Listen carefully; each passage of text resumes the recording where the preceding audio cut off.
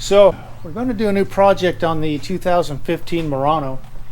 We're going to be adding a transmission cooler, as the transmission fluid when I changed it was overheated and was a little bit burnt, and in a hot climate like Florida it's probably a good idea to run a cooler on your transmission. So that'll be the next project, and this will be my cooler.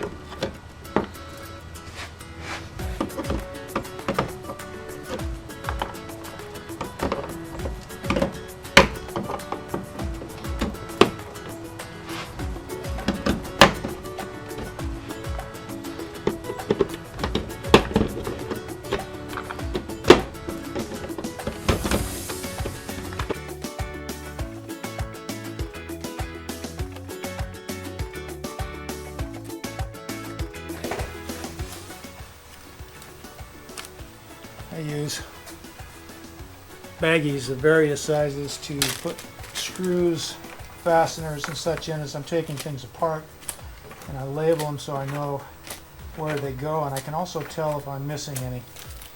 I got them all in here. It's an old habit I got from building motorcycles. Tag and bag everything. 'Cause even if you think you'll remember, you'll forget.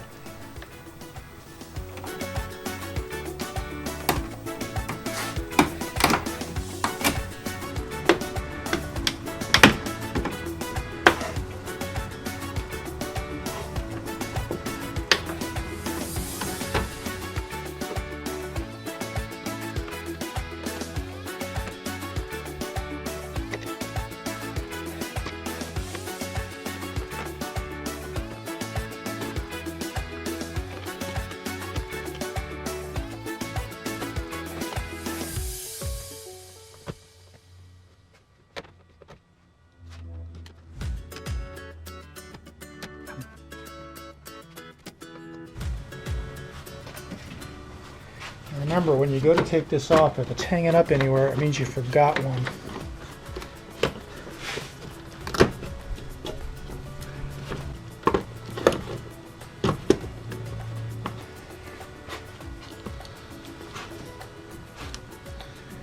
Sometimes you need to break the seal on a rubber hose over its nipple. Radiator hoses especially are like that.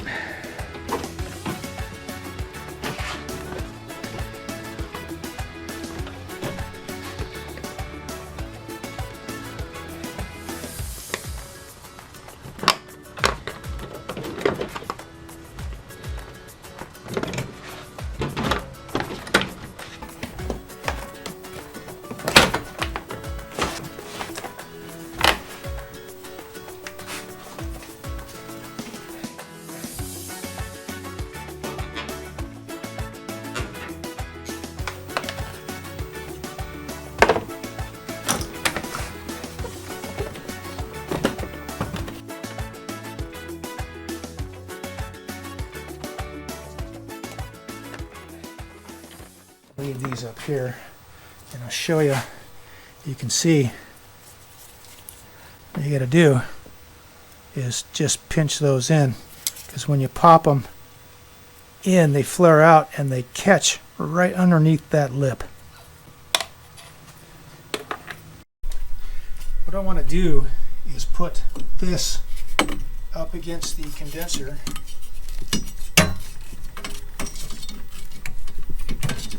about like that.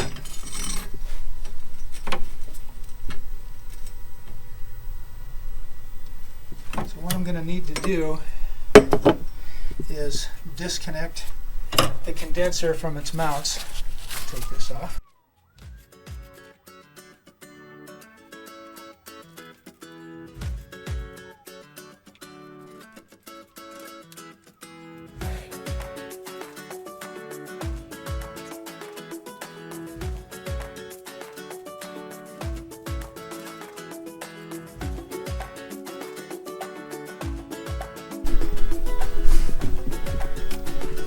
Okay, now I want to get this as low down here as possible, because directly across from it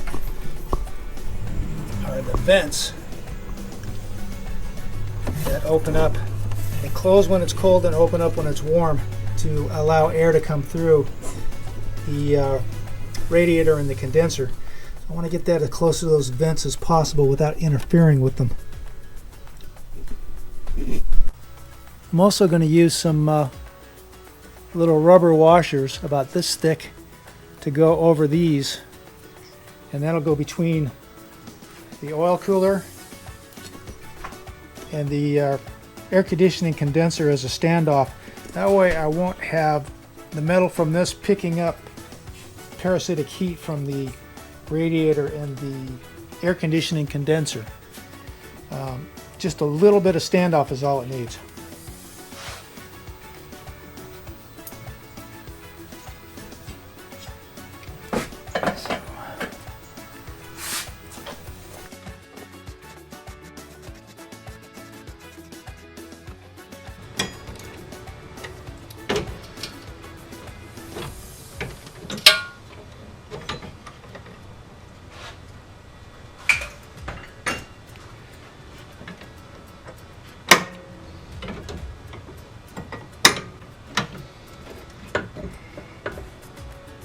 Okay, I'm just going to prop this up with a piece of stainless steel bar, just temporarily, so I can get at it.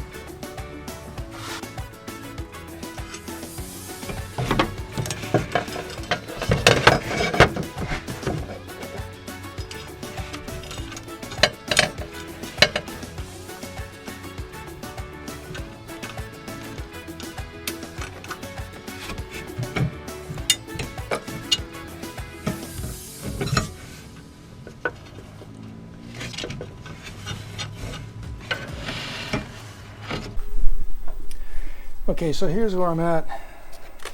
I've got these little keepers. I'll show you. They go on the plastic pegs, the sticks that go through the radiator, and they've got a center, and I found that when I push too hard, the center pops out and it breaks. So what I'm doing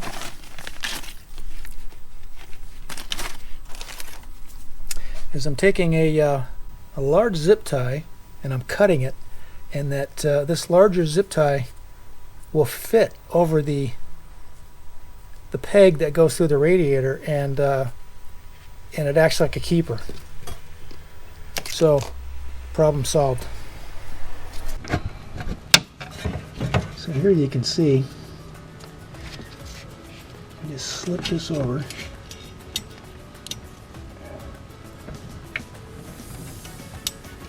and it zips right on.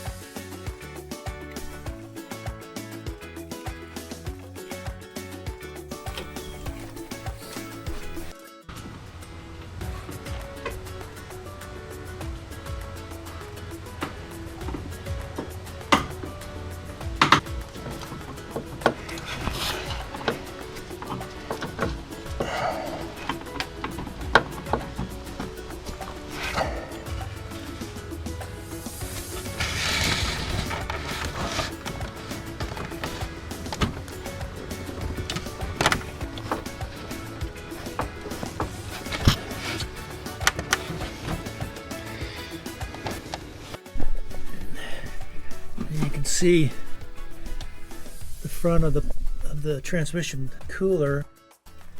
The top line goes in to the radiator, goes from there down through here. This will be pushed up here like that.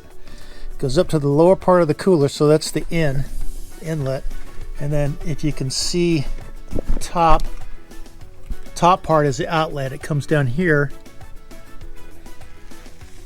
and goes back in to the lower part of that factory transmission cooler.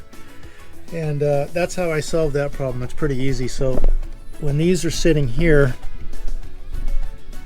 I'll be able to just tie them up with a zip tie and then put the plastic cover back on over this, and then they'll sit right there with no kinks in them. And that should solve that problem. So after that, you just have to put everything back together.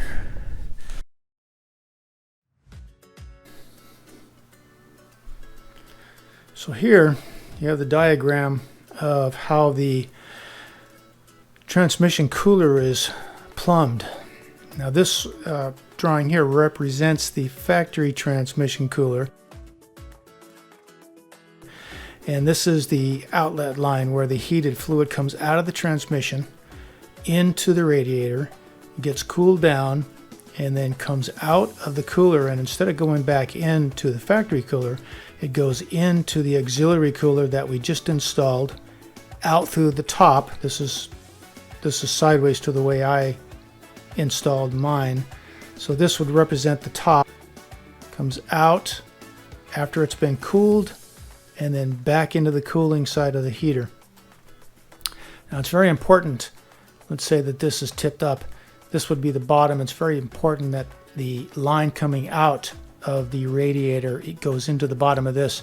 That way the fluid travels uphill rather than cascading down. If it cascades down, you're going to have air in your system, and that can cause problems with your transmission. So it fills up, comes out through the top, back in here. Now this is actually more of a heater than it is a cooler. I guess the logic being that the transmission fluid has to run at a certain temperature, and if it's too cold or if it's too hot, it can damage the CVT transmission. So this preheats that fluid on cold mornings to get the transmission instantly to its optimum, well, not instantly, but rapidly to its optimum operating temperature. Now when this hits a certain temperature, the radiator is going to be cooling the transmission fluid through the radiator's cooling circuit, and then this will further keep that transmission fluid cool. And then you should not have the problem where I've been running into of overheated and burnt transmission fluid. That should solve it. But that's a much safer bet, running it through here than running it straight into the cooler. because that will take a lot longer, especially in a cold climate, to heat that fluid up, and you don't want to run your transmission cold for too long. Too hot, too cold, neither one of those is good.